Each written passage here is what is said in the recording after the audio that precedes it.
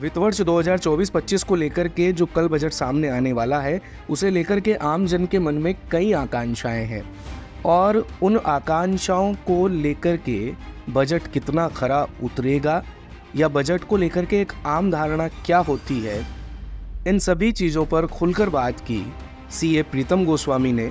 आइए सुनते हैं क्या कुछ कहा उन्होंने बजट से पहले। बजट आने वाला है भारत सरकार का, लोगों को बहुत अपेक्षाएं हैं, लेकिन मैं कहना चाहता हूं कि बजट से इमीडिएट रिलीफ बहुत कम मिलता है। अगर कुछ जीएसटी की दरों में कमी की जाती है, वो बजट में किया नहीं जाता क्योंकि जीएसटी की काउंसिल की मीटिंग अलग से होती है। तो फिर क्या, कोई लुभावनी योजनाएं, सोशल वेलफेयर स्कीम आती है, लेकिन वो घोषणाएं होती है, उसका असर आते आते एक दो साल लगते हैं। तो एक सिर्फ परसेप्शन क्रिएट किया गया है बजट के माध्यम से कि हाँ, बजट मतलब कुछ मिलने वाला है।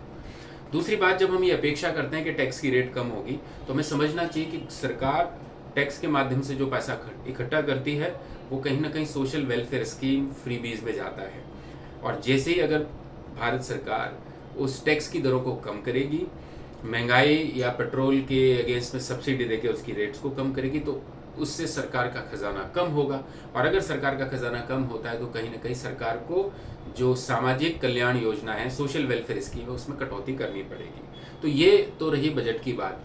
मुझे ऐसा उम्मीद है कि शायद आम जन को राहत देने के लिए, खास करके वेतनभोगी और छोटे व्यवसायियों को राहत देने के लिए सरकार कुछ टैक्स की दरें कम कर सकती है, स्लैब बढ़ा सकती है।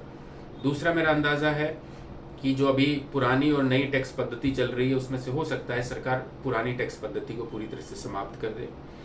तीसरा, मुझे लगता है कि कहीं ना कहीं म्यूचुअल फंड की वजह से फिक्स डिपॉजिट धीरे धीरे कम हो रहे हैं, बैंकों की लिक्विडिटी पे उसका प्रभाव पड़ रहा है। तो हो सकता है कुछ इस संबंध में सरकार निर्णय ले कि फिक्स डिपॉजिट के रेट्स बढ़ाएं या फिक्स डिपॉजिट पर मिलने वाले ब्याज की को टैक्स से मुक्त करें या म्यूचुअल फंड पे टैक्स बढ़ाया जाए। ऐसा शायद होने की मुझे उम्मीद लगती है।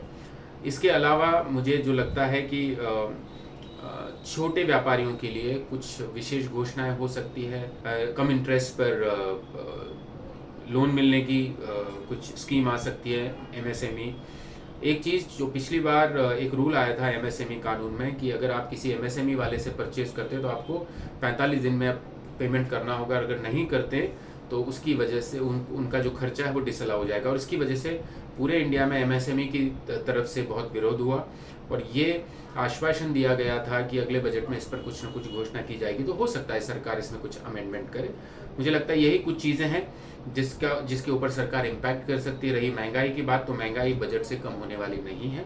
महंगाई एक आर्थिक चक्र है, जो एक चीज़ महंगी होती है तो उसका प्रभाव 25 जगह पर पड़ता है।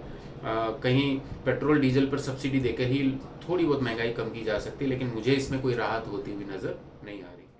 दिन भर की सारी अपडेट्स के लिए सब्सक्राइब करें भारत कवरेज को और हाँ, बेल आइकन दबाना ना भूलें ताकि आप रहे अपडेटेड हमेशा।